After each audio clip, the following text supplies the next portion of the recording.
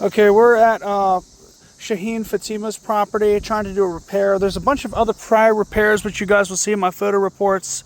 I have those annotated so you can see that those repairs from the prior contractor failed as well.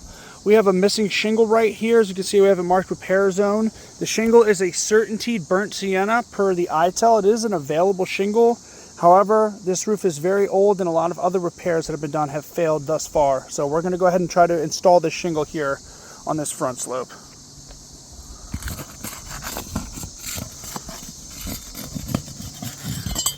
So a lot of the adhesive has already started to fail on the surrounding shingles. So even if we are able to get the shingle in, the problem is this next shingle is not going to be able to seal properly on top because a lot of that sealant has already decayed due to age.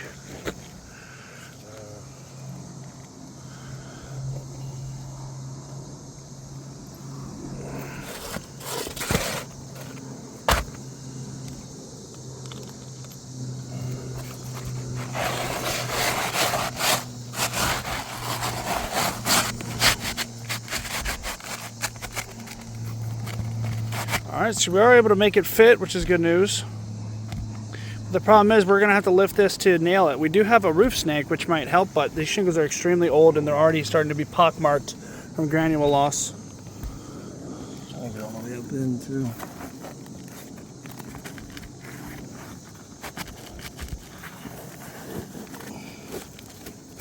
That's good.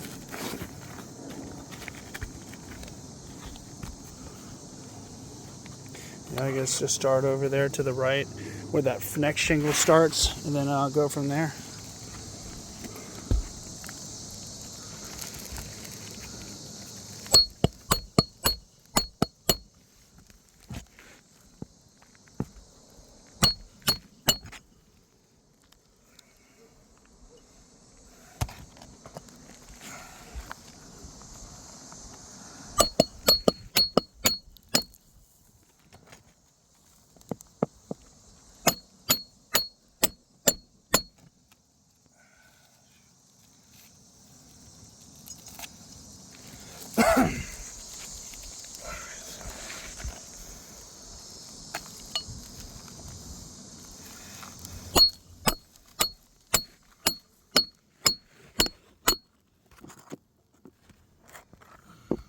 You can see the angle. We're not lifting it very high, trying to be very careful.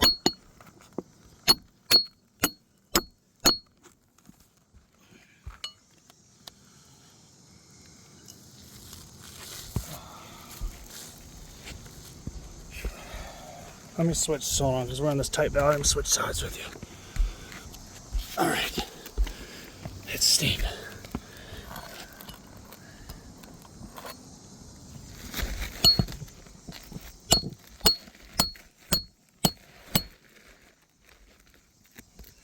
Right there in the valley.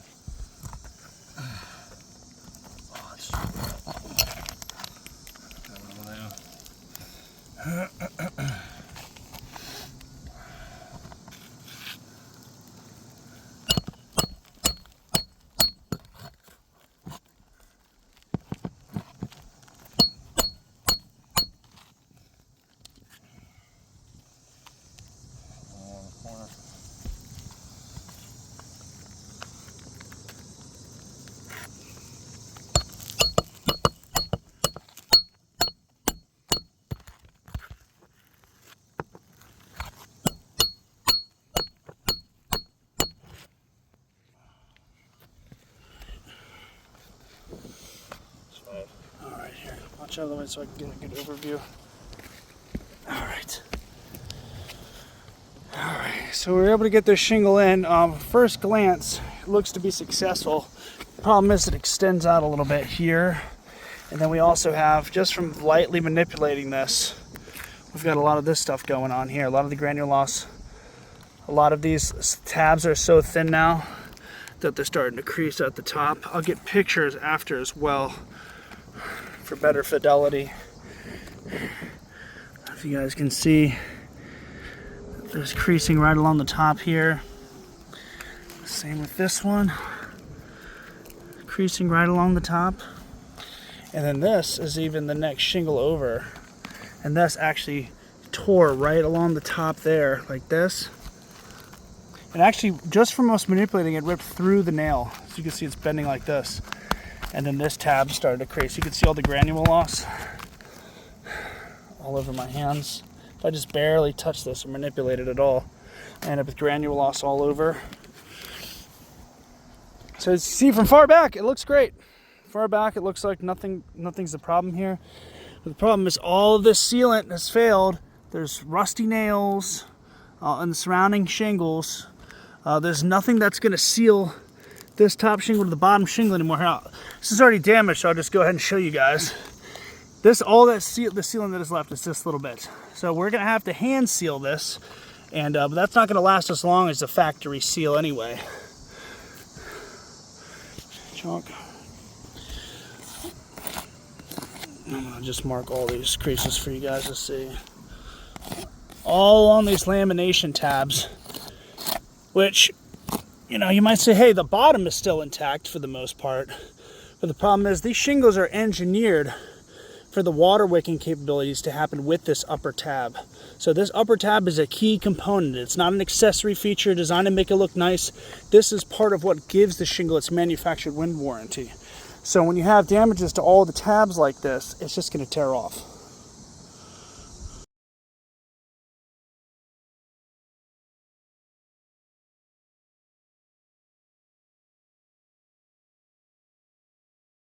All right, we're at Fatima's property. We're going to be doing a rear repair. This is where we took, we're not doing it here because this is where we took a shingle sample and then left one for the adjuster, which they didn't take it to send it off, but because it came back, it's an available product. So we have it here. I showed it in prior photos. This is a Certainteed burnt sienna. So color is a little bit off, but that's not really our concern as a roofing company. We're concerned with future leaks and repairability. So we're going to go ahead and attempt to repair this on the back. This is the subject shingle here. As you can see, there's a wind crease on the bottom. It's kind of subtle here. It was already counted by State Farm as a damaged shingle, so we're assuming it's going to be good, okay, to go ahead and repair this. So we're going to go ahead and start now. I'll get close, and we will be using a flat bar and a roof snake to perform this repair, so that we're being as careful as possible. And I will show this just ahead of time.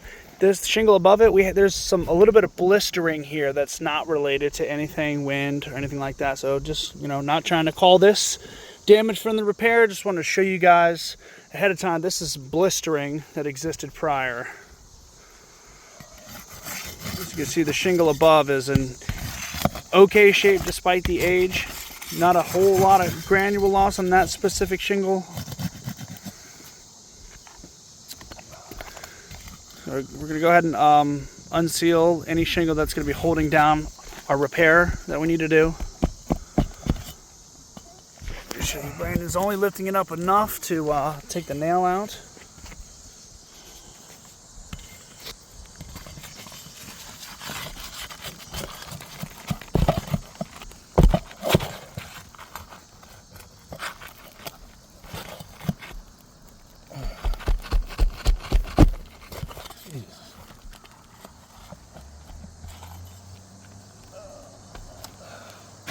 So we're already getting what's called delamination.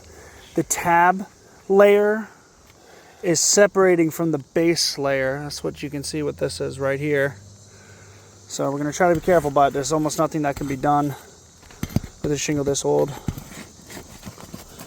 This is one of the big downsides to a laminated shingle is the lamination can separate. That can't happen on a 3-tab. So while laminated shingle holds up much better to wind, it's way harder to repair when there is damage because it's one large piece that's sealed together in two.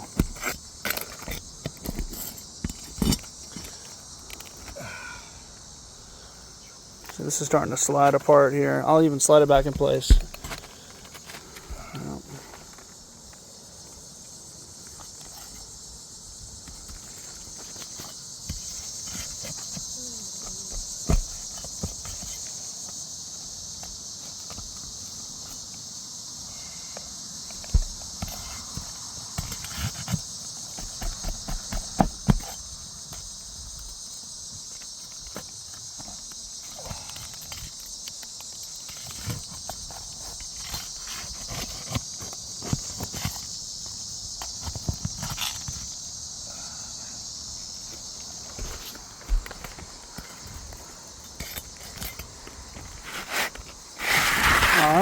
free the damaged shingle, I can show you guys better now. The reason why it was approved by State Farm is a very clear crease along the top from wind. Actually starting to delaminate too. Yep, here you go. Alright, I'll show you guys this now before we even put the new shingle in. Normally if I saw this on a retail job, I would stop what I'm doing right now during repair and let the homeowner know that this can't go on, this can't be repaired. We would need to do some sort of emergency solution for this. You can already see creasing starting to happen on these tabs, which is completely separated from the bottom lamination of this laminated shingle. So I'll slide it back into place for now, and we'll try to put the new shingle in.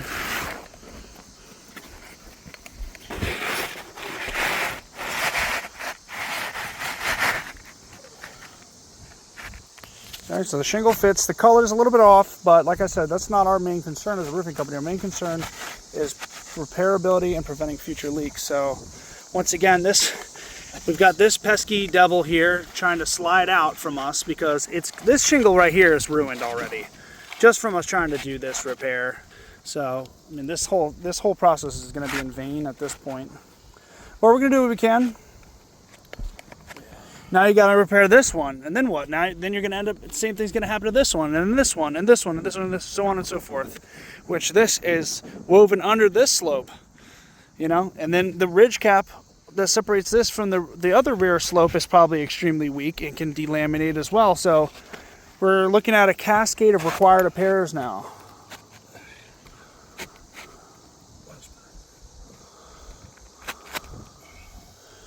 Now, we're just trying to get this in place so we can attempt to nail it, but it's, as you can see, it's trying to slide out.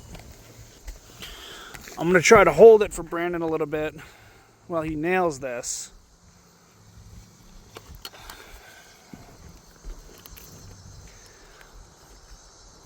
I'm just going to slide my finger under here to keep that from sliding down. He's got the roof snake in there. He's nailing it down. That's one nail in. Being very gentle.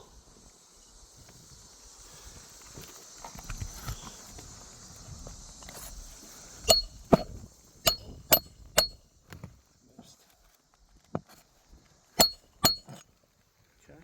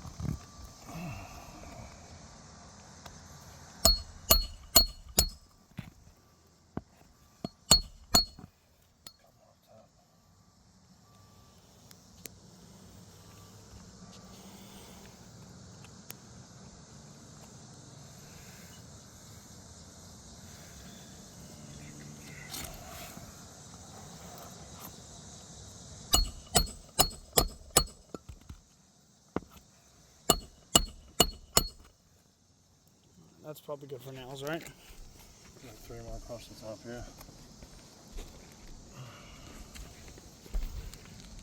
Bag it on the levels.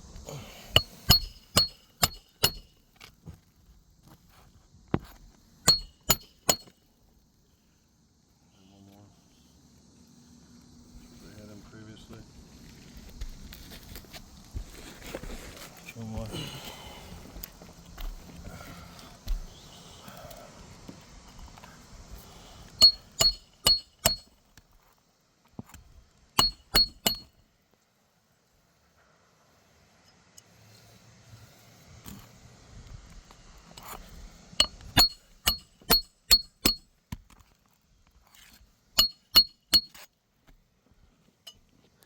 All right, so we've gotten this new shingle in place.